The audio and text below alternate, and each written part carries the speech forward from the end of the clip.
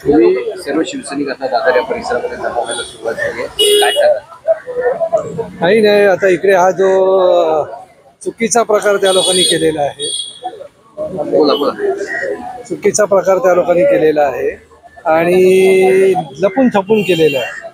बरोबर आहे. इथे महिलांची सुरक्षा महाराष्ट्रामध्ये आयडेंटिटीवर आलेली आहे, महिलांवर अत्याचार होत आहे. तर आता इकडे हा महासाहेबांचा आमचा श्रद्धास्थान आहे पुतळ्याचं, ते लपून काही समाजकंटकांनी ऑइल पेंट फेकण्याचा प्रयत्न केलेला आहे.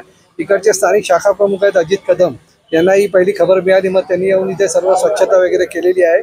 पोलिसांना कळवलेलं आहे. अनिल देसाई साहेब खासदार आहेत, त्यांनी पण प्रशासनाची बोलणी केलेली आहे.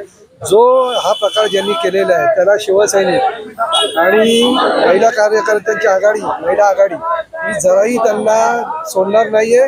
तो ज्या ठिकाणी मिळेल, आता सापडेल, तर त्याची अवस्था काय होईल हे पूर्ण महाराष्ट्राला माहिती आहे. आणि महासाहेब आमच्या श्रद्धास्थान आहे, याच्या पुढे त्यांना जर कुठल्याही प्रकारचं चुकीचं कृत्य करायचं असेल तर समोरासमोर येऊन करावं, लपून छपून करू नये.